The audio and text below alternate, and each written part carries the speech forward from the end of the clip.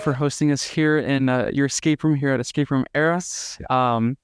Super excited to have you here. Here to just talk about kind of what your creative process is, and usually the first question is, what got you into escape rooms? Okay.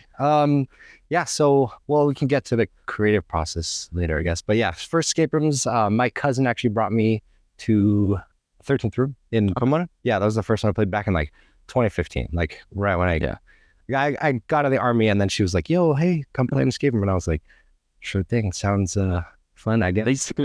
Yeah.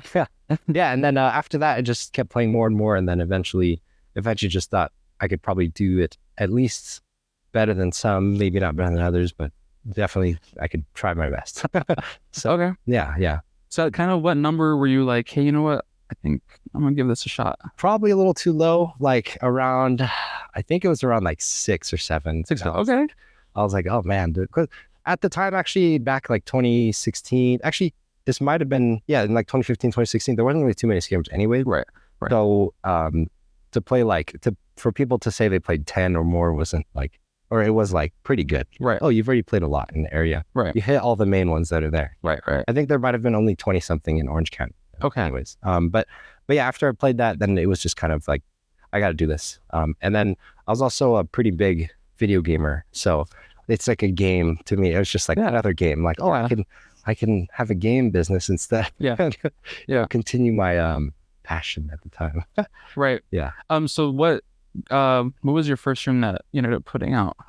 The first one I put out it was called Benjamin Franklin's Invention Room.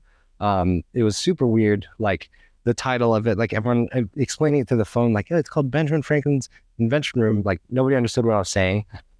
And then the game itself was like just colonial themed, super, they call it, Gen 1, like no automatic locks at all or anything like that.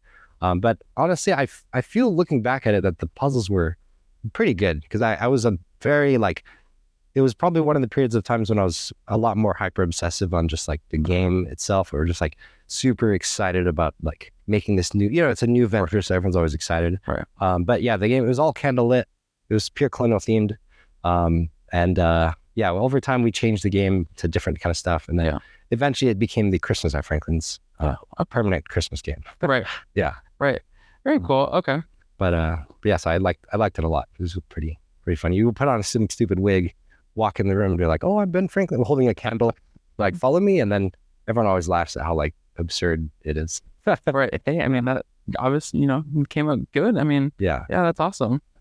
So can you kind of walk us through your creative process? Because right now you're at what, 4, 6 rooms that you've been a part of creating, right? Or been more? Yeah, there's been some more. Like even here, there was this game called like Scarecrow's Shadow, like a scary game back in like 2000, I think it was 2018 for Halloween, that I worked with Cromwell Estate, another local escape room, and we partnered up and made it. That one, I did an escape room for college actually. So like for Fullerton College, like the chemistry department, I was a student at the time, and then they were like, "Hey, why don't you make an escape room for us?" And I was like, "Sure." So all the students, they still play this like chemistry based escape room as part of like the first semester chemistry. Yeah. So it's pretty fun. But yeah, I don't know how many I've been part of now. Maybe like 10 or something. Okay. Yeah, 10 probably total. But there's currently 4 here, and then 1 at Escapade, and then there's 3 in Rare Moon Escape Room Fontana. But I've only been a part of 2 over there. Okay. Yeah. But yeah, I mean, I don't know. Every time I make an escape room, it seems like it's the last time I'm gonna fully commit, because there's just like a lot of mental strain. You trying to come up with like good puzzles or things that flow, or you're constantly like figuring out something that works and then taking it away, and so it's like a wasted energy, but not really a waste, because you still learn from it. Right. But yeah, so that's about how many. Okay. No, yeah, awesome. Anything that you kind of, as you're creating, is there any inspiration that you draw from, like for most people, right, when they're creating these scary horror rooms, it's like, oh yeah, scary movies, horror movies, is there anything that you specifically draw inspiration from when you're creating? Yeah, I would say just like any media, and then random YouTube like science videos. Okay. For some reason that always works for me, like YouTube people who just like do stuff like random pranks or random some dude's like, oh, look, here's how UV light works, and like he's like explaining the science behind it and stuff like that. Like even one of the puzzles in one of the games, it's like, oh, turns out infrared light passes through it, so you can use a camera to see through soda.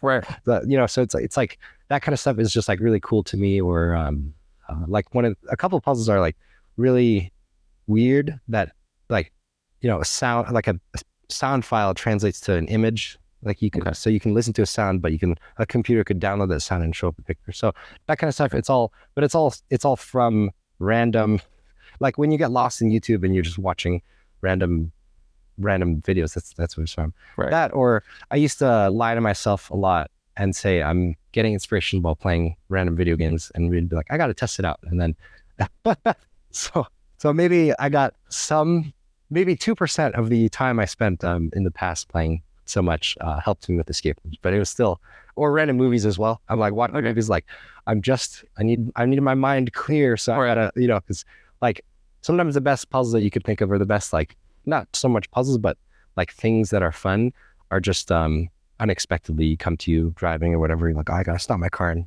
write that down real quick because it's cool. So I know a lot of other escape room owners, they say that kind of stuff as well. It's like, because you can't just go in and just keep staring at the puzzle and like, how do I make this work? You'll just get frustrated and then nothing will come out well. So you got to be like pretty peaceful mind. Right. Yeah. Right. Yeah. Cool. Okay.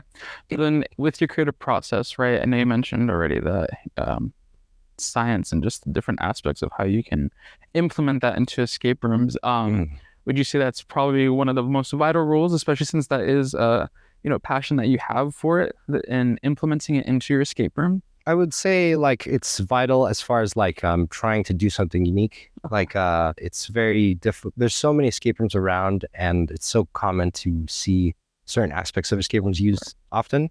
And it's not like it's bad. It's always fun to me, like putting something down and something opens up, or matching something on the wall, or just behind us, random stuff like that. But it's always like trying to find something that's new and exciting for everyone. And also I just think that if people are like wondering how the heck does this happen, then chances are they'll probably like it more as far as a puzzle or something in the game. So if it's mysterious, it's probably cool. Right. And then so might as well do something that's like science-based that people just don't really understand, because it's always fun to see. Yeah. But yeah, it's as far as like it being a necessity, I wouldn't say it's a necessity too much. Okay. But yeah, so I think it's a good answer. Okay. Yeah, thank you. For sure. Okay. So since you do have a good set amount of rooms that you've been a part of, for the ones that you played a big role in, can you kind of walk us through just what that creative process is of kind of just, where do you start? Is it from inspiration, or is it from like, hey, like you maybe have a list of things that you want to create already, and then you're just kind of going down the list, or story, I don't know, lighting, or I see. Yeah. I mean, it's each time I've made a room, the process has like, I guess, gotten more organized. Okay. In the beginning, I would just be like, oh man, like plants are kind of cool, and like I like to buy, like there's so many plants you could buy on Amazon, like why don't I just make that a room or something? Or people like zombies, why don't I do that? And so I just kind of like try to figure out a story and try to add the puzzles. But yeah, I kind of have like this large Google Doc library that I just like that I keep creating, and it's like you have a story, and it's like, is the story fun? Story, puzzles, set. It's like the main kind of stuff, and then you just each of that, and then you have kind of like your outline of the game, and then you perfect the outline. Is like, okay, this is puzzle number 1. Is this good? And then you try to make it. So each thing you go down. The decorations, I usually do that towards the end more so. Okay. Partially scattered throughout it, but I usually save that for the ending. I know a lot of some escape rooms start with just set design only, but I feel like if you design the set around the puzzles that are there, you can get a much better puzzle flow of the game. Like if some wall is going to have, or if you need some kind of puzzle that requires like a wall to be built in a specific spot, then you wouldn't have a set built and then later on be like, oh man, I wish I had a thing here built for this. Or, you could do that you can do that after you've already designed the puzzle flow. So I feel like that's a lot smoother games when you make it like that. People more excited. Like the hide, I spent a long time on the puzzles specifically for that one. It's actually probably the most difficult for puzzles, I think, because it's scary. So scary games, people don't want puzzles that just don't make any sense relating to scariness, or if the puzzle itself involves like maybe a bright light that you have to like match a clue on the wall for, you'll be like, well, this doesn't make it scarier at all. So like different games require different, maybe I'm changing subjects, but yeah, you're good. Yeah, different type of games require different puzzles. So for scary, you have to just ask yourself the question like, okay, is this puzzle, you don't have to ask yourself the question like, is this puzzle fun, or is it engaging, or is it like a mind-boggling thing? The only thing you should ask is like, does it make the game less scary or more scary or neutral? And if it makes it less scary, no matter how good the puzzle is, just don't even do it. So there's so many puzzles that are like really fun that we wanted to put in there, but then I was like, crap, this makes it less scary. So got to take it out. And so yeah, so the puzzle like creation takes a long time for those kind of moments for sure. But for now, yeah, I have like just a big outline of the game, what you want. Like everyone plays escape rooms and they have like crucial moments that they like the set, they like the puzzles, and they like the story. So each of those things requires a big outline to just like analyze and then plan for the future. And then a huge buy list of stuff that you have to get. And then I always just say that like it takes 3 times the time, effort, and money per room. And so that's pretty much been accurate almost every time. I think like even for Zoe, we were like, I was like, okay guys, I don't really want to spend more than like 30,000. I know that's not a crazy ton for an escape room, but like that's my goal. And then it was just about almost like 4 times more than but it was still like it still was accurate to be like, whatever, even if I think it's going to take this much time, like guys, we're definitely going to do this, And it also took like 3 times the length of time as well. So but that, I mean, that's just how it is with games. Like so many things you want to do become exciting to do, or you get in kind of like how I'm just talking off topic slightly for your question. It's like the same thing with the puzzle game. You are like, oh, we should do this, stuff like that, Especially if you have multiple people involved in the puzzle creation, then you're just everyone has good ideas that they want to do, and then you're just like, is this even possible, guys? Yeah. Like one of the co-owners, Christina for Escapade, she always has these like crazy ideas that her husband Jordan, the other co-owner, there's like, she's like, we should have this bed platform that lowers down and then like raises up like 5 feet tall, and then put a stairs in there with a trapdoor. We're just like, I don't know, man. Kind of difficult to do. And then she's looking at her husband like, build it. I don't have the problem. And then I'm like, yeah, just sure. Right. But yeah, so as long as we can stay focused and keep doing it. I know like if you're like a new person trying to make escape rooms, coming up with all that kind of stuff is difficult to plan ahead. But as long as with anything, you can't get lost in planning. Like people are always, for really everything. I'm sure even with this podcast, like I don't know how long it took you to actually start doing it, but I would assume because everybody delays, you probably thought about doing it a lot longer than it should have been. Yeah, like for sure, probably 5 years, whatever it was. But like the faster you just get started, like do something better. It also helps a lot if you spend money on it. And it makes it harder because you're like, crap, I already signed a lease and this is currently draining like thousands a month, and so we gotta get this going. But of course, that kind of stuff forces you to finish it faster. Right, definitely, big motivator. But yeah, you could probably ask another question about that. Get more information. You should think about it more. You're good. Yeah. So one of the things I wanted to talk to you about, if you're okay with it, is specifically with Zoe, right? So what ways, especially as having a successful business already established here with Escape Room Era, what ways have you been creative in,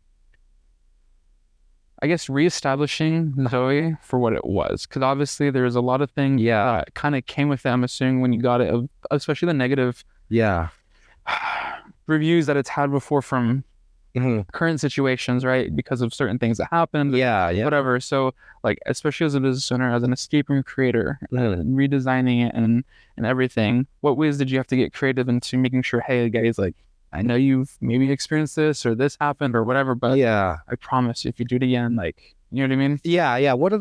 One of the main, I guess, a couple of the main things that like I was thinking about when like trying to buy from them was like, what am I going to do about that exact thing? Because I'm like, crap, it's like you're buying a business that has like some negativity, but also has this like hardcore loyal fan base that's like people that play it, they just like, they can't stop talking about it. And I'm like, man, I was like very jealous of it. I'm like, man, this is great. Like, I can't believe people like it so much. But then of course you have so many haters too that are just like totally against it. And so at first I was thinking, what if I just name it, just rebrand it, just Escape from Era? Like, that's simple. People like so many businesses rename themselves different name because they're just like, oh, we're not the same. We're totally different. It's that. And then, but then looking at the brand itself and just like the customer base, and I mean, even stuff like the amount of website clicks to the original domain, it was like equal to Escape from Era at the time, just about equal, like maybe barely less, but nothing that I would consider like one is better than the other.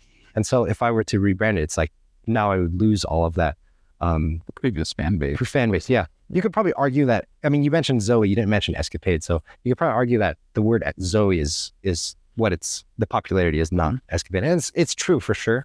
But I just wanted to keep it separate still. And then after I got the business from the original owners, like in Russia, I was trying to figure out how to like run it. But at the time of buying it from them, I was also talking to the previous managers of it. And I was like, guys, I'm like trying to buy it. Like, do you want to also have a share of this as well? And we could like team up together. Because it was impossible to run here and Escapade at the same time. And then of course they know Zoe well. They were the ones running it for like almost 2 years or something before they closed. And so it's just like, I gotta try to get them too, because they love it as well. Like they're part of the group of people that love the game. I think they even have a tattoo. Like of the right there. Yeah, that's all the qualifications that I ever thought would someone would need. Like, you just, if you love it, you'll probably try hard. But yeah, so it was the name change, which I ended up not doing. And then the biggest one, the easiest one to fix that problem was just like move the locations. So there was a lot of problems with the lease anyways. Like they had, they owed money or stuff like that, or back pay from like 2020 that's on like a payment thing, or just like problems with the building. It was very old. It would need like a ton of remodeling to it as well. Just, I mean, because they actually opened up around the same time as me initially in 2017, but they hadn't like done too many changes. And then I think I don't know for sure, but I think they had some like family thing that they had to move back to Russia. And so it's difficult to run a business, all the way across the world. And then on top of that, there ended up being the whole like Ukraine-Russia war going on. And while we were trying to buy it from them, and so I was like, okay, let me just PayPal you guys the money. And then that didn't work. So it was some sort of weird crypto transfer we ended up doing. And I'm like, send it to this random address. I'm like, who is that? Like, where is that? Sure. Yeah. Like, how do I even know you know the business and stuff like that? Right. So, but it was pretty funny just going through all that with them. And then, so it's good that they got something out of their business at the end, but there were a lot of problems, I guess, internally as well with like them and the employees. I wasn't there, so I can't say that they're the bad ones, but there's probably some sort of misunderstanding. But I do know for sure that a lot of the employees that were there weren't paid for like months, which is terrible. Yeah. So I think like multiple people quit because of that. And so, it's just, I don't know. I mean, they probably had some good intentions before, but if people need money, they'll do stuff and screw people over if they have to. But they did make like the best horror escape room, especially like 2017. I played it myself. I was so terrified. I didn't even finish. Like I lost. I was with 5 of my friends and my mom, and then we all just lost it. And then, so ever since then, like I've always thought that they're the scariest, and then making Hyde, my only goal was like, I got to make this scarier than Zoe. Like, I got to make it scarier. So that was like the intention. Some people think so. The Zoe people or the Escapade other co-owners always trash talk me and say Zoe's 10 times scarier, or whatever. They're just laughing at me like, I think it's scary. But it depends on the group size, honestly. Like I would personally say, for sure, a smaller group is better for the Hyde, like scarier overall. Yeah. But then like larger groups, you kind of the the anticipation gets like washed out with just so many people. So once you have like 5 and up, really, you kind of need more aggression, because it's not, you can't be like, you can't have 10 people looking down a dark hallway and being like, wow, I'm scared. They'll just be like, 5 of those people would be like making jokes and laughing at each other, and visibly scary. So it ends up being like almost impossible to do the same types of scares that is in Hide. Right. So that's why Zoe's like it's like a perfect partnership, because Zoe Reborn is super aggressive, super like in your face kind of scares. With it still has like anticipation, darkness, and like a good light control, and like Zoe, there's the acting is like phenomenally good. Like Christine is like hardcore on making sure the actors like do stuff in a certain way every time. But so it ends up like it fulfills both types of horror, like anticipation and like build up scariness and like dreadful feeling, and then also like super intense in your face scares with taser and grabbing people and stuff like that. So it's like and so moving locations, to your original question, though, moving locations was probably the biggest thing, because like, okay, we're gonna move locations and we're gonna have double the space as the original game, like that. It's gonna be like 2,500 square feet. So that's the thing you guys promoted in your paint too. Exactly. So moving locations, double the size, and it's called Zoe Reborn. I wanted Rebirth, but then they're like, it's because Zoe Reborn's like too many video games I've played, right? So it's not as scary, but Zoe, it's totally. No, I don't think anyone really thinks about it like that. They're just like, whatever. It's a new Zero game. So yeah, renaming the game, because we did have a bunch of questions of people saying, is this the same game? Of course, right. But as soon as we explain it's in a new location, in like as a player, I would already think, why would you move locations and build the same game? That doesn't make any sense. So of course it's a new game. It's also 100 minutes long, and then it's also called something else. So it's like very, very clear that it's a new game. Right. And then the website makes it pretty clear as well that it's like a new version. It's a sequel to the original game. Right. So when people look at it online, they could see that it's different.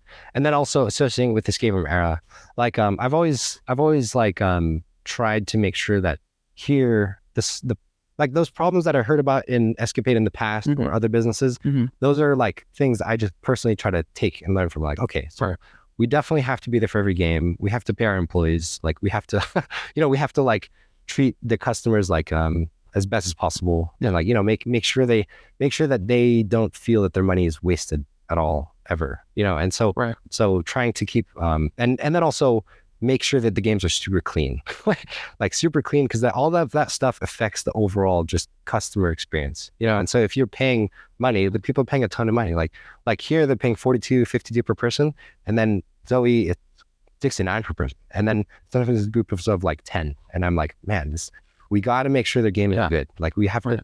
So I need to maybe check on it some more. But yeah, overall, as long as we're doing the stuff that's done well here, which is just like at least make it sure it's super clean, the puzzles are set, and people are nice to their the staff in a good way. Yeah, like that kind of stuff. And your hosting, there's a lot of effort to the hosting, and hint quality has to be like really, really good.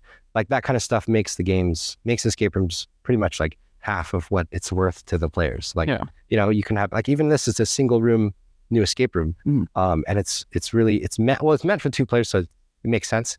But if you have a host that's good, that like is funny to the players, or, jokes around with them, then the players themselves will like it so much more than if it was just a boring host. So yeah, doing all those things for Escape Room Era, make sure it's done for Escapade, not rename, make it so it's a sequel game. That kind of stuff. It all I mean, people always say the word like adds value to the thing or whatever it is. But yeah, it makes it seem more valuable to a player when they're booking it online. So for sure. So that's the kind of stuff. So getting through those problems, but honestly, I wouldn't say it's as difficult as it might have seemed from like our perspective, but because you could pretty much always guarantee that zone, because even in their last year, they were still selling out in October. So selling out in October is easy. But then selling out in the rest of the year is different. Like I was looking at their sales for December.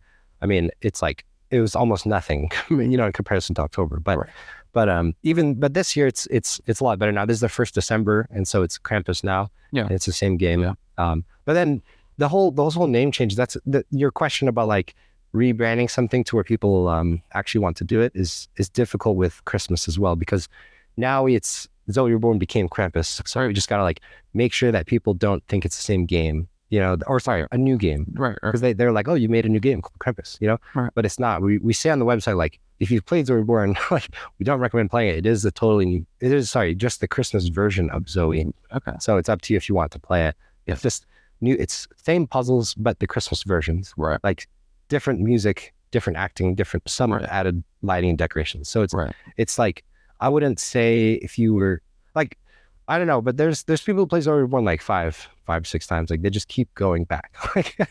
It's just, yeah, like there's so many people who just, they just love it. And so we were like, okay, they love it. So we got to make it better for them and just keep improving. So, actually that's what we're planning on doing. So it's like, might as well, the space is so humongous, like Zoe Reborn is as large of an escape room as all 4 here combined into one. Okay. Really. So, because each one here is like 500-600 square feet. Yeah. So it adds up to be the same size. So we're like, okay, we could just redo everything in it and then make it like Zoe Reborn 2024 version or so, or 2025 version. So every year we'll do something different. And then also they want to try some other stuff that they'll announce soon. Some like within the same space, or maybe we'll expand into the same area. But I personally would want to just keep getting Zoe bigger and bigger, because the original owners, like they had a new space that they made into like a second escape room game, like the laboratory. And at the time, I liked it personally. I mean, I guess I have a low standard for escape rooms, but I like all escape rooms I play pretty much. Like there's nothing that really upsets me, as long as they're friendly and nice and good hints. And so that game, it was just not what people wanted for the brand, like Escapade. And that's the other thing too, why I still want it separate, because I didn't want people to think that Escape Room Era here is like Escapade. It's better if it's separated so that people like it more. I mean, you could probably argue like marketing wise, it's difficult. Like, oh, why don't you just have a new location? That way you could be more of a stronger brand. But I wanted it separate, so that, because also I'm not personally running it either. So if there happens to be something terribly wrong, then I'm like, oh man, that's sucks. This is a different business than mine. Even though I'm part owner as well. But yeah. So I think that's okay. Enough. Yeah. So then working with other people, right? You mentioned this earlier. When you're working with a group, you have to take into consideration everybody else's ideas. Yeah. Right. So how do you kind of make sure that not just everybody else's, but even your own ideas are heard, especially in something where, the reality of you're putting your own money, you're putting your own time, and you're putting your own brand, right? And I mean, you mentioned like, Escape Room Era is not connected to Escapade, but it's like, still is. It kind of is, right? You know what I mean? And so people are still going to make that connection. And so how do you make sure that as a creator and a business owner that, your voice is still being heard, but it's still equal? Yeah. Let's see. So I made the mistake in the past, working with Cromwell Estate for like the Scarecrow Room. Okay. They're super cool people. But then making the game, we were arguing a lot about like how it should work, or like how puzzle flow should work, or giving hints like, oh, do you like, is it 3 hints and then let them lose, or should we give them more, stuff like that, or like how should we host the game? And so that time it was like, okay, let's equally invest and let's equally like, give stuff or whatever, but give, advice for the game. And then naturally you fall into like sort of rules for the game. Like, okay, I'm coming up with all the puzzles anyways, so I'll just come up with them all and you guys can just accept it. And at the time, I don't think they cared too much. They're just like, sure, if you think that's good, it's good. So it worked out for that, but there were still some things we had arguments about. For Escapade and for future stuff, even though I was like paying for it all, they were sacrificing months with me, to work on it. And so and then in our initial partnership deal, I was like, one of us has got to have like control of it, because I would rather have no control of the puzzles and story than half control. It's argumentative too much. So in the end, we settled on like them having control of the puzzles and stuff, which totally fine with me. I mean, I just say like, okay, I know how this business here works, and so there's obviously some stuff that I'm gonna be like very adamant about, but if you guys really, really want to do something, you can, and it's totally fine with me. So that's what we ended up doing, and I'm happy with it. I mean, initially with with Zoe, I was like, we're going to make it like Hyde 2.0, and we're going to not do any touching and not do any scares. I was very, very against it. I was like, tasing, that's barbaric. That's yeah, that why would you do that? Like terrible. I was like, there's people online that have complained about it, and like I'm like reading it like I used to think exactly that. Like it's a cheap scare, it's lame, it's like it's whatever. Like why would you put it in a game? But if you don't use that as like the thing that makes, it's not like we made a crappy game and then just threw in a taser. We made a game just like, or better built than the Hide, way better built than the Hide, that has like just as good quality lights and sounds and acting, stuff like that. But then the taser is just like the cherry on top, and you don't even have to have it anyway. You could just say no taser and we just won't do it. So, you know, so it's just an extra thing to add, because like I was saying too, with huge groups, you kind of need some sort of like aggression that has to happen for it to actually be somewhat scary, or else you'll just have a dark hallway, and then, like I said, people just make stupid jokes, or some characters standing in the dark, and then people just like literally keep screaming. No one will even see the actors there, you know. But if you have like a actor who's like, you know, coming at you like with loud sounds and stuff like that, and literally grabbing people, then people start like, oh crap, what am I? What am I in? But your question is, the balancing out, like how do you? So it's either. I think just in general, like with any partnerships or team stuff, it's better to have somebody in total control. And then, but then you as like in total control just have to accept, like, is this what I want? So I chose to want to be like, I'm totally happy not having final control. Of course, in the end, we did still kind of fall into roles of certain stuff. Like, okay, I'll come up with all the puzzles, or most of the puzzle design and like licensed sounds, and then like their building and story, and then puzzles also. Right. But it was difficult for me coming up with puzzles for that one too, because it's like, we did team up with puzzles, so it wasn't just 100% me. But it's like some of the puzzles aren't perfect, you know, and then it kind of balances out because the game is so intense and scary. But it's not like there's still some puzzles that could be altered a little bit, and we probably will. It's not like they're bad at all. They're just, you know, you kind of always, when you're looking at something as big as Zoe, you kind of always want to change it and perfect it, like a better painting, I guess. Yeah. But yeah, so it's that, and then and then as long as there's some sort of equal balancing of that, like, okay, you have control this, I have control this, and then we just are happy with what we have, and then and so and also personally too, I'm kind of okay with like me partnering up with them and making some mistakes. I feel like with people, you just kind of have to make some mistakes, like, you know, with hiring people or puzzle or whatever it is. Like sometimes it's like, okay, let's do that. And then even though I don't think we should, but let's just do it anyways. And then later on we figure out it's like not bad. And you never know, because some things, like I said, I was against the tasing part aspect to begin with. You know, I'm now like, oh wow, it's like we need it. It's like so much better, because a lot of people have called here and then they're like, can I play Hide? Do you guys tase us? Like, and then we're like, no, and they're like, can you? I'm like, we don't really do that though. They're like, yeah, but like, could you just do it today? Yeah, and then and then eventually we're like, no, sorry, and then, because we just haven't set up the game for, and the only pieces we have here is like a large stun baton that's like an actual self-defense stun baton. The one in Zoe's not like it doesn't make your muscles lock up or anything like that. It just causes you to like, it state like a hard pitch, and so it's more fun than anything else. But yeah, so I think just like a good balance, but also someone's got to have the final say, because it's way easier to be like, oh, okay, this is what we should do, and then they're like, no, I don't think we should. Like, come on, we should do it, and then that person's like, no, like we have to do this, and then it's like, okay, sounds good with me. So I guess I'm more accepting if it's like that. Okay. Yeah, then we'll learn together. Yeah. I mean, so me personally, I enjoyed the Hide very much so. Yeah. So much to where I think I enjoyed it more than Project Minotaur. Oh, to be honest with you. Yeah. That's great. And you know, I don't know if you played Project Minotaur. No. Okay, but I know, like, I've heard so much about it. Yeah. And so I mean, and I love Questrum. They did an amazing job with Project Minotaur, but just the different aspects that you added into the Hide, and I don't want to spoil anything, right, for those that haven't played. The different aspects that you added into the Hide of just the anticipation, and the way that you create that anticipation, right?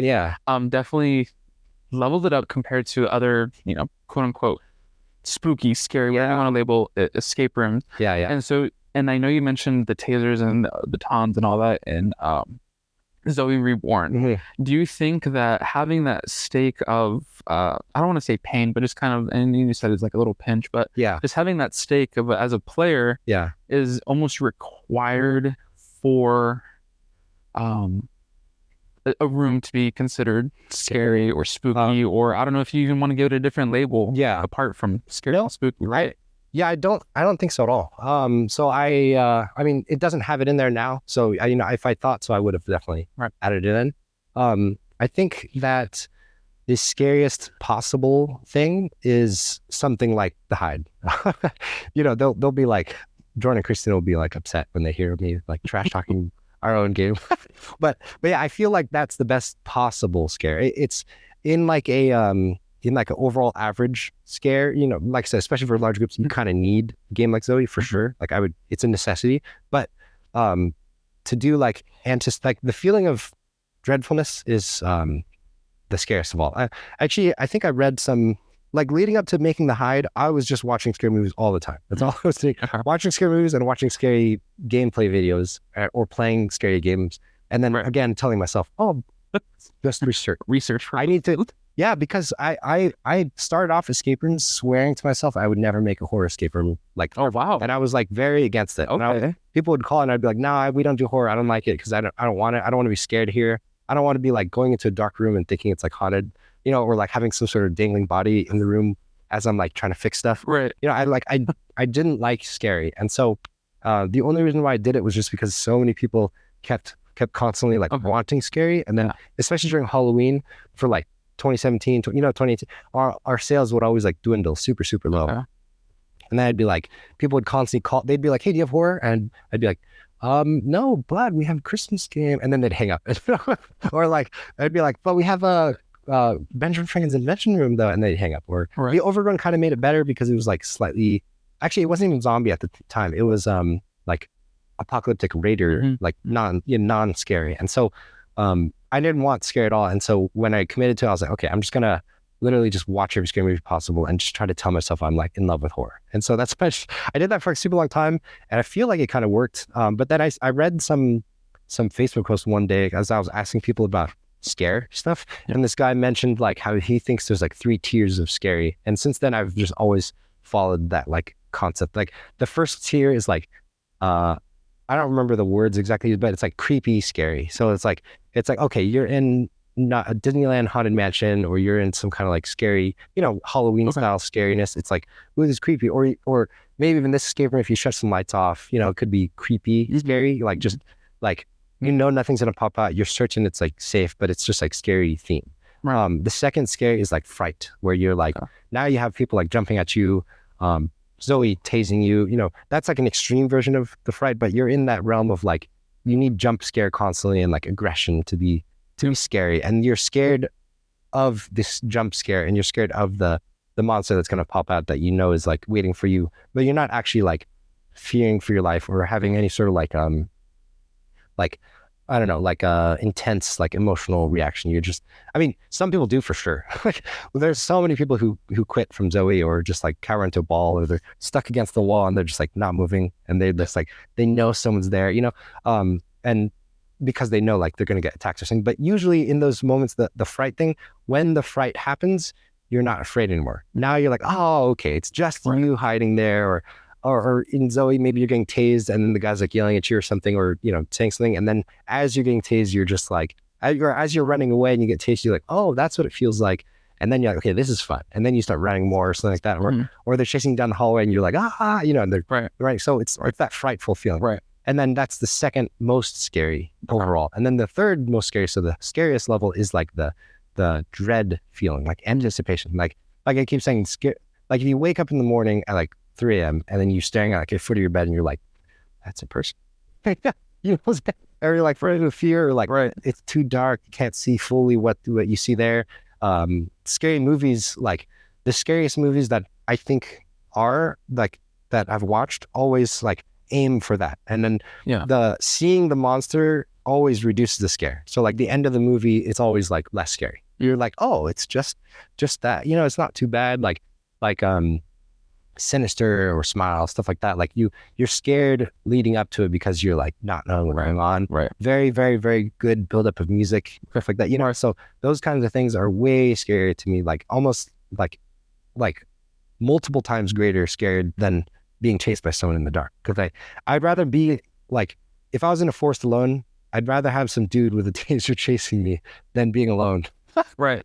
Even if I know I'm alone, I'd be like, that way you know we're there. Right. Yeah, exactly. Right. So yeah. So that's why I don't think it's necessary. I think aiming for the third one's necessary, and then if you have to, you should add in the second scare level, which is what Zoe does. So so we have in Zoe, we do try to add in as much like anticipation as possible.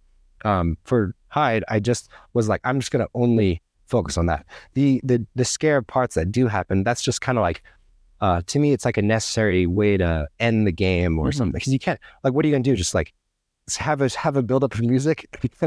Oh, good job, guys! You, right? You know what I'm saying, right? You need something to end the game, but usually when the scary moments happen, that's when it's less scary, because then suddenly you have people screaming and laughing and stuff like that, and it becomes like, it's extremely fun. You know, it's extremely fun to be like scared, but you're in the fun moment. You're not in that like you know, holding on to your heart, not like pounding and stuff like that. You know, so so yeah, that's why that's how I look at it. Yeah, in terms of like not. No, yeah, I think the high definitely translates beautifully into what you mentioned for that third level of just. Yeah. Again, without giving it too much, just that anticipation. Yeah. Playing on that and more capitalizing on that. Yeah, and more anticipation's better for there's a limit to how far you can go, but I mean, hopefully some can get more and more. I'm sure. The problem with Hyde was that it was only like 600 square feet-ish, so it's like trying to work with the space to deal with it. So it needs to have less players for sure. So like 4 is like a perfect group, I think, for that. Right. But yeah, so. And I mentioned this before on the podcast that creators that utilize, especially in a smaller area, right? Yeah. Just the different things that you can do, whether it be a crawl space, you're climbing on things, or whatever. I think you've definitely done an excellent job in the rooms that you have here, and just, again, it's not huge, but it's also not tiny, but just the space that you have is just on how you utilize every single aspect. It's not to where, you know, it's just there to be there, right? It's not like a red herring or just dead space, right? Yeah. It all plays into certain aspects of the room to enhance that experience and definitely that immersiveness. Yeah, exactly. Like even when you're making the puzzle, you have to be thinking like, okay, is this a hot spot of like puzzles in the room? You know, are people all going to just crowd around this one desk the whole time? And then usually when they do, they think the room's smaller because they're like, they were just there. It's humongous. Like there's some escape rooms I know for sure that are like pretty big that I've played that have like puzzles in like one area, and you never explore the rest, but you see it, and then you know, so it's just kind of whatever's. But then if you were to, if all they did was just scatter the puzzles around the room in a way that makes sense for the game, then players would be like, wow, this is a big room. Yeah. Right. Or going back and forth to different rooms always makes it like, all the games here kind of have to do that at certain points. Like, like, oh, didn't we forget that thing back there? And then they go back and they go back another way. And then now they're forced to go back this way. So like, they're like, wow, that was humongous. Right. Humongous. Right. Yeah. Yeah. But the good part about the Zoe is we didn't have to do that stuff as much because it's just humongous anyways. But yeah, so for this one here, it was like, I mean, there's some cool stuff that happens out there, which you'd see when you play. But yeah, it has to have that same sort of idea as well. But also we're advertising this room specifically as like, we made this with 2 players in mind. Like, you don't have to pay for extra. You just pay for 2. And so like, as a business, it might not be like the best thing to do, of course, because, you know, having it 2 players and 1 host, paying for that is bad. If you consider a game that has 10 players, you know what I'm saying? They pay 5 times the dollar amount, but you still have 1 host. So, but the point is to just try to give people what they want. And then of course, if they play this, they'll probably be like, oh, I should play the Hyde, or I should play it's like Christmas Franklin's Overgone, or maybe even Zoe, you know what I'm saying? So they get them to try it. And then not too many games with 2 players anyway. So space wise, you don't have to be concerned with if you make it 2 players. I think there's some escape rooms that are like literally in an elevator or literally like a small closet. And that's the concept of it, you know? Yeah. And you know that going in. Yeah. But sometimes they're like, oh, that was smaller than I thought. Yeah. Right. Yeah. Yeah. So as long as you're not like tricking people into. Yeah. So then as a player, how important is it for you to like on who's in your actual like group of creating rooms, right? I know you mentioned obviously as a business escape from business owner, typically you'll have room swaps, right? And for those that don't know, room swaps are basically when escape rooms go to other escape rooms and try them out, right? And so like I don't know if you know how often you do escape rooms on your own or with your specific friend group or whatever, you know what I mean? Or if it's just, you know, with employees or so who's my ideal like friend group to play an escape room with? So like or how important is it, if that makes sense, like for certain people? I mean there's some employees that piss me off with just, they're like greedy players, like give me that or something. Like you suck with play, like just because I'm playing escape rooms to like have fun, enjoy that, you know, see what they did, like try to get the story, because I know like escape rooms with stories, a lot of times the players always skip the stories and just focus on the puzzles. So even as a player, I want to like at least try to appreciate it, because I know that they'll be happier if I'm like, this story was, I liked it. You know, I was engaged in the story and so I learned stuff. And so, I would say people who aren't focused only on puzzles are the ones that I think are the best players to play with. Because escape rooms themselves, if an owner or if a designer makes a game and they put story in there and they put like set design or places to move around and stuff like that, they're probably, or hopefully they're considering the total time of the game when they're making it. They're like, okay, this story is going to take 5 minutes to go through. So obviously I shouldn't make 60 minutes of puzzles because it, you know, I want them to go through this story. And so when I'm playing it, I think that every single thing is like supposed to happen, and you just kind of like let yourself play it and just have fun, enjoy it. If you go into puzzles or escape rooms with like, I got to solve the next puzzle, like the host is like imagine, or maybe you've played escape rooms before where someone in the group, or you if you were desperate or something at the time. Actually, when I first started playing games, I was probably like that more, so I can't really blame people too much. But like, you know, you're getting the rules given to you, or you're coming through and you're like, there's a TV that turns on and you start listening to a story and you're just like, what's the next puzzle? You know, what's the next puzzle? And then after the story ends, you're like, what'd they say? You know? So now I'm just hyper focused on what they're saying, like what is the story? So to your question, I would say people that are just there to enjoy the overall experience is who I like to play. But I just pretty much mostly play with employees or like my girlfriend or family usually. So that's like the most fun. Also, escape room owners, sometimes they're a little too good for me. Like there was the owners of like escape room in Lake Forest. They were like best players, like too good. They would just go in and like I played some games with them. They would just solve all the puzzles, and I'd be like, all right, and then they're like letting me play. Yeah, they're like, you guys have the record, the fastest escape room, like 28 minutes or 25 minutes. I'd be like, oh, it's not as satisfying, you know. It's just I was just playing. Like I want to win at 59 minutes, or whatever the time is. So yeah, people just focused on the game. So, as the industry kind of moves forward, or not moves forward, but progresses and evolves. Right. As a creator and maybe even as a player, how important is immersiveness to you?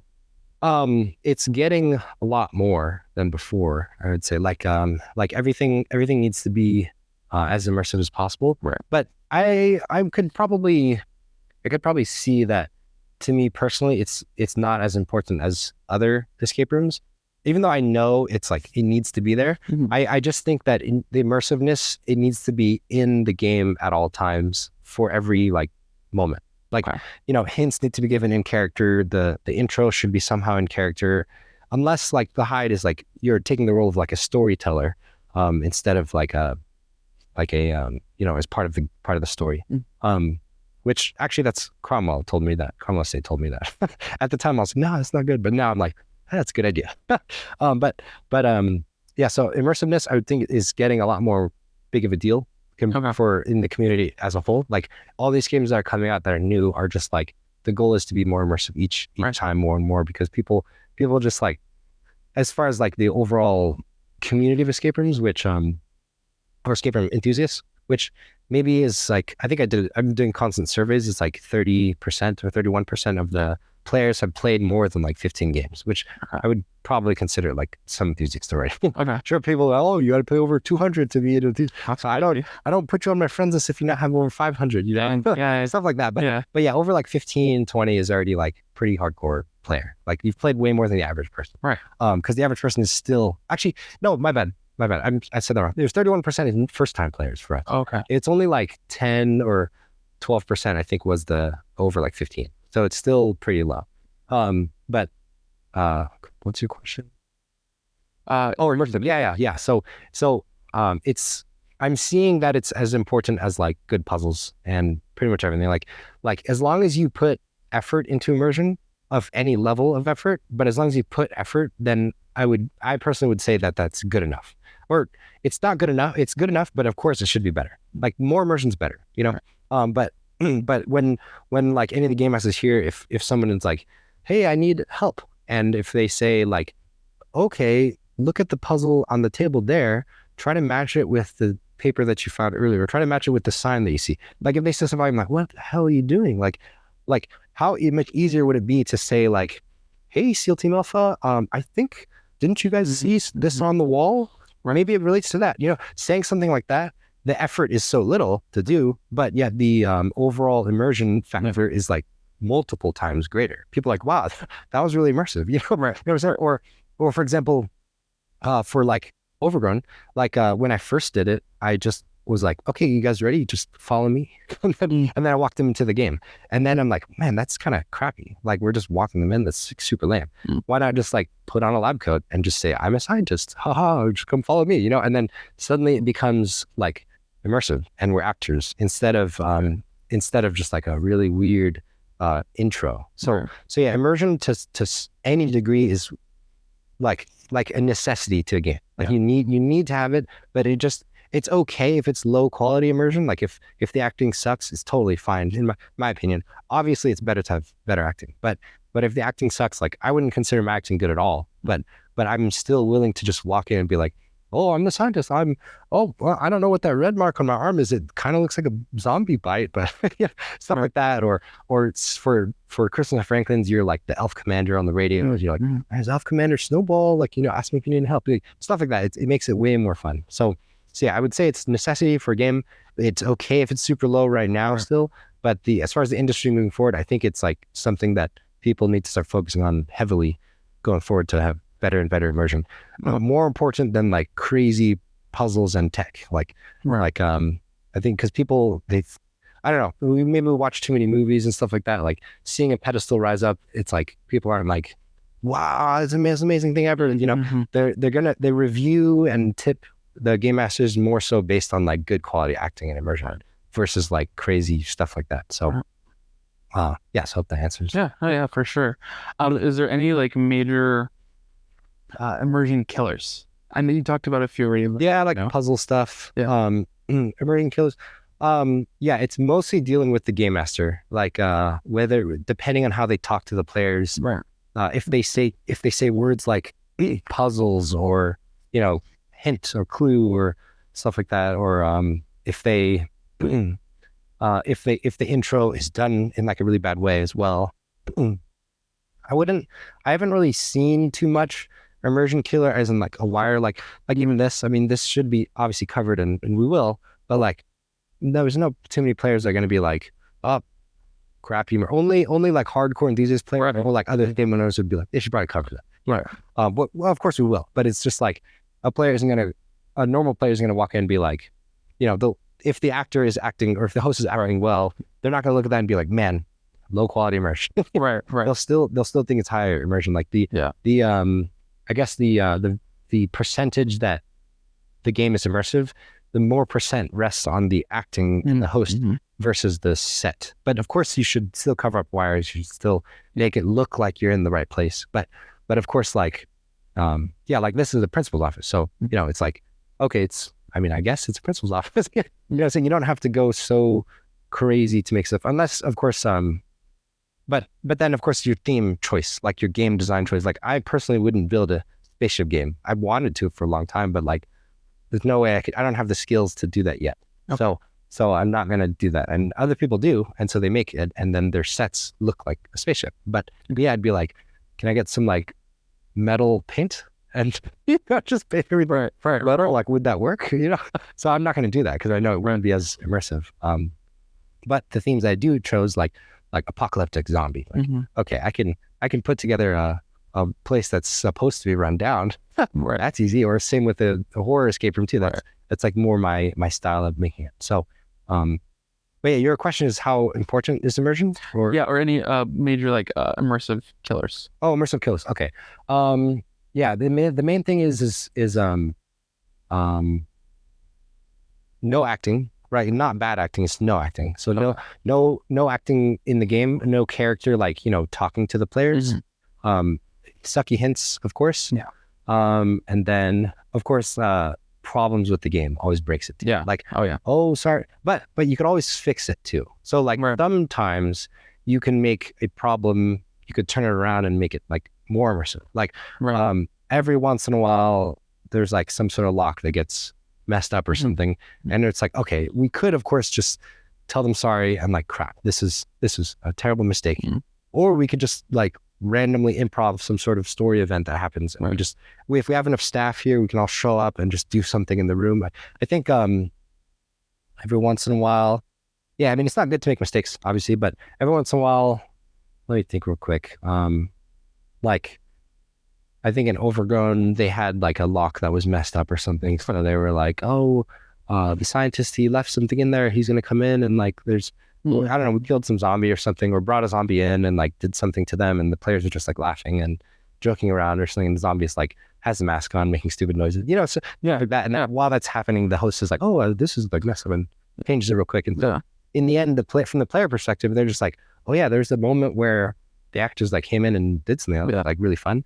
But in reality, it was just to cover up some thing that happened. Yeah. So yeah, but puzzle, of course, not being reset properly or things like that break immersion for sure. Yeah. And then just in general, like you can lose immersion just based on having a worse game experience overall. Like, so if players show up and then the company is like, sorry, we got to start you like 30 minutes late or 20 minutes late, then of course the immersion would lower because they're just starting off with a bad mood. Or if the bathroom's like blown up or so, there's like crap everywhere or something like that, and then it's like less immersive work. It's crazy that you mentioned that like how important, like, I don't know, just even like the bathroom is, but how clean it is, and even just like how well it fits with the lobby. Yeah, like I see it all the time on Facebook, like, hey guys, what's the most favorite bathroom in the escape room lobby? I'm like, this is a thing. That's crazy. Exactly. But and especially as a business owner, like you definitely see like on how everything truly ties into the experience of for the player. Yeah. Right. For the customer. Yeah. Exactly. It all relates to a better game, and then all of that relates to obviously the immersion factor. Like your things that you try to do to be more immersive would have a stronger effect if a player is happier. So like if you answer the phone, you're like, hey, you need help? What is it? And then they're like, I was trying to book a game, and you're like, why don't you check the website? And then hang up person. The player would be like, man, this is a crappy company. Right. Yeah, I'm not gonna give them my money. Right. But if they do book, they'll be like, these people were mean on the phone, but I'm still trying to play the game. So whatever you try to do immersive wise probably isn't going to be strong. But if you answer the phone, you're just like very friendly and excited for them to play, then of course they'll be like, you're bringing the hide? Oh wow. I like, you guys are gonna get ready for something crazy, we're like, stuff like that. Or better make sure you don't get a heart attack, take your heart medication before stuff like that. It'll make the game better overall. And then of course when they show up and they're greeted, on time, like we're always struggling with making sure that kind of stuff is consistent. I mean, I'm sure even here too, people like show up and they're like, actually they have showed up before, and they've called us like, where do we go? We're in the lobby. What's happening?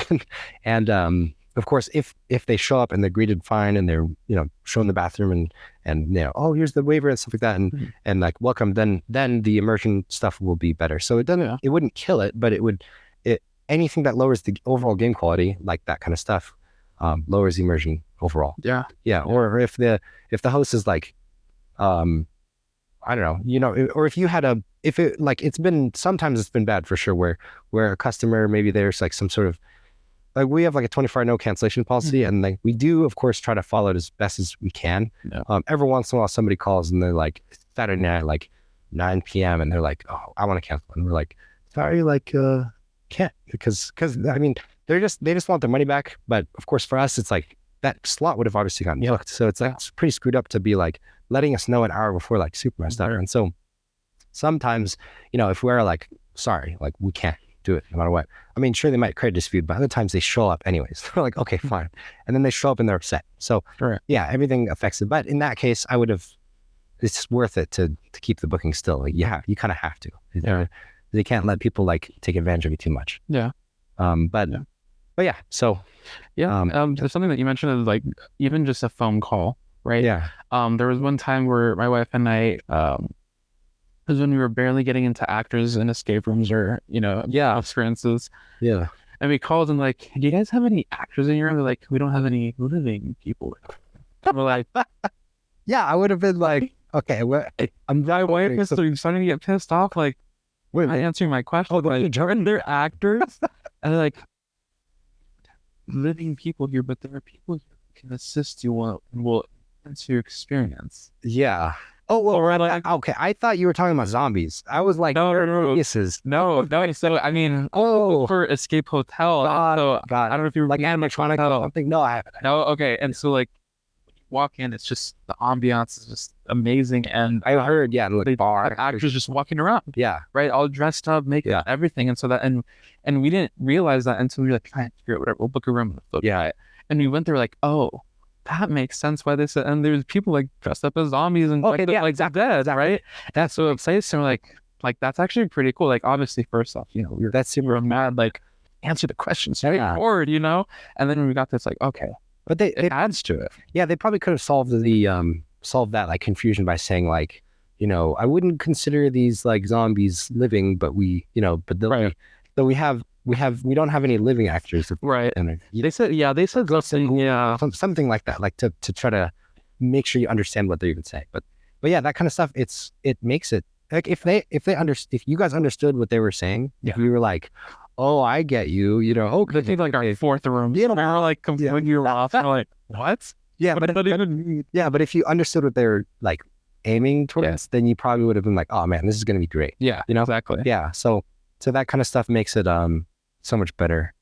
I think like in some of the original like Escapade like emails, they were emailing people saying like, we hope to see, it was like not perfect English like replies, but it was like, we hope to see you like dead or alive or something like that, or some sort of weird like thing, but they were referring to dying in the game as playing, but it's just it adds to it if you understand what they're saying.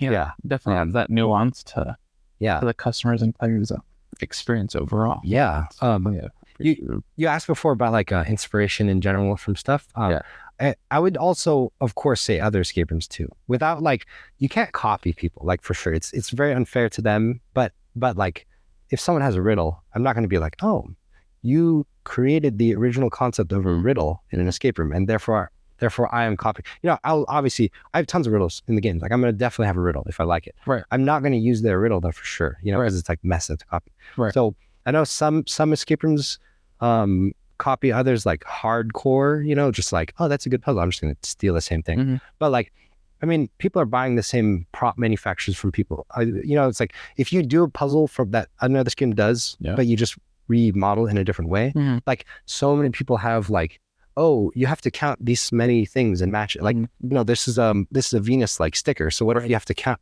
how many Venus stickers are there? How many Mars? That's not a puzzle here, but like if you had to do that, so many games have that same exact puzzle, just formatted in a different way. Right. And so I don't consider it totally like, I don't consider copying. You should really look at stuff and be like, what's good? What can I do better? Right. And how can I do it better in a way that doesn't steal from them? Yeah. That they would appreciate that you even took the idea from them, because you're like, hey, I really like that idea. I did it in a different way. Most of the time, actually, I don't think there's ever a time that people wouldn't be like, oh, that's cool. Right. Like I had this in the Benjamin Franklin's and Metro Room, these like clouds that I saw from Pinterest, thunder clouds, at the time, like 2016, it was like the thunder clouds.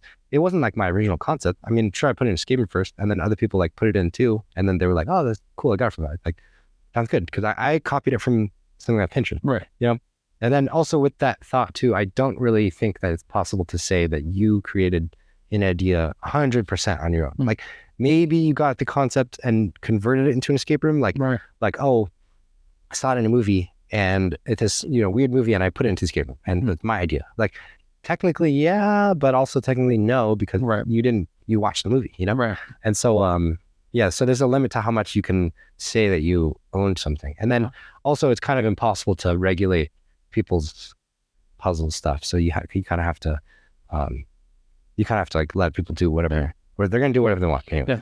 Yeah. If it's good for their business. Oh yeah. For sure. Yeah. Was that even your question? No, I don't think so. No, it's okay. It was from a previous question, but yeah. Even then, well, awesome. Thank you.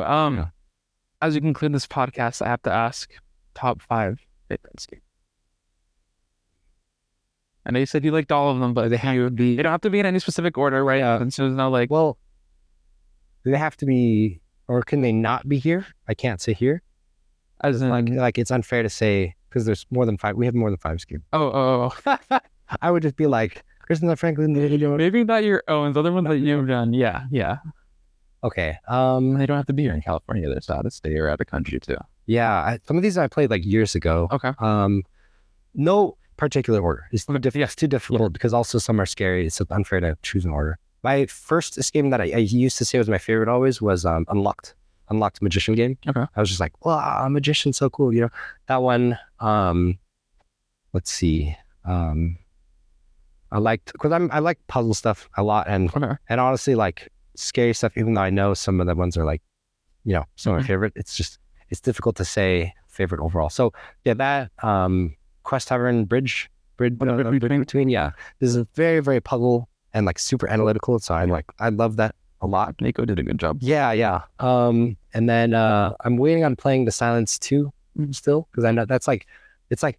Zoe and that are kind of like the 2 ones that people mention a lot for like scary now. And so that's kind of the one that I need to go play. Maybe I'll go play it like, I'll ask it next week or I don't know, whatever they want. Yeah. I'll go play it. Let me think real quick. I remember at the time, honestly, I don't want to like forget too. Cause sometimes I just play like I go like a year without playing and then I just play like 30 in like a couple week period or something. And then I'm just like, I don't even know what happened. Right. Let me think real quick. Stash House LA was really good puzzle wise. Again, these are all like very, very, very strong puzzle games where them making the games, they were like, how does this puzzle, like they asked a question, how does it relate to the game? And then, obviously, all the ones here are my favorite. First of all, you should that here first and then Escapade and then Rare Moon and then I like everywhere else, so. Okay. Maybe another location we can add on someday, but yeah, I honestly did. Okay. Benjamin Franklin's Adventure Room, it's not here, so it's the old game that we used to have, so no one could play anymore. That one is probably my favorite one because it's the first one I made, first one I made. And then also I spent a long time doing the puzzles for it. Yeah. So I felt that it was a low budget game, like very low budget at the time, like $5,000 max, like maybe even lower, Yeah. But I just obsessed on the puzzles. So the puzzles for that are still like my favorite ones, even though I never played it as a player. I just did it, but it had the most excitement doing it. So those 3, crap, you had just 5. Let me think. There's some other ones I know I just like absolutely loved. Maybe I had some crappy experiences because of my employees were like being stupid or something, messing them too much. Dang, I don't want to. I need to give you an answer. I don't want to hurt anyone's feelings or make anyone think they're too good. I know. Let me think. Orange County. Dang, I need to go out more, play some. I really liked Rave. Oh no, that's actually never mind. That's Redwood. Yeah, I was gonna say, isn't that your? Yeah. Let me see. Yeah, the original 13th Room also I really liked a lot. Probably because that was actually the first game I played. So yeah, it's kind of like you'll always love the first game. What's that? Played Special case. Yeah, that one. And then I know there's some other ones. What is it? Dang, I'm probably just kind of forgetting now how many I played. But yeah, so Unlocked, 13th Room, Stash House, and then I think I did one. my mind is not. No, you're good. Perfectly. Yeah, those are my top. And then the bed frame is the management room. And then one more I'd add in. Quest Tavern again, probably the Last Supper. Yeah. I was just like screaming, laughing. Because when you have that one's like proof that when you have a good host, you can totally change the game. Because if they had a crappy actor, I wouldn't have liked it at all. Yeah, right. Yeah, for sure. So that's why for here and all the other games we make, we're always like, the actors got to be good and funny, and there's got to be moments that the players would be like, that happened to me that I don't think it happened to anyone else, that we could now talk about. Right. So yeah, that's probably one of the games where I was just like screaming, laughing the whole time, like nonstop. So yeah, liked it. Awesome. Well, thank you so much, David, for being a guest on the Pacific Creation Podcast. And for listeners out there, if you haven't already checked out Escape Room Era, Escapade, and Rare Escape. Yeah.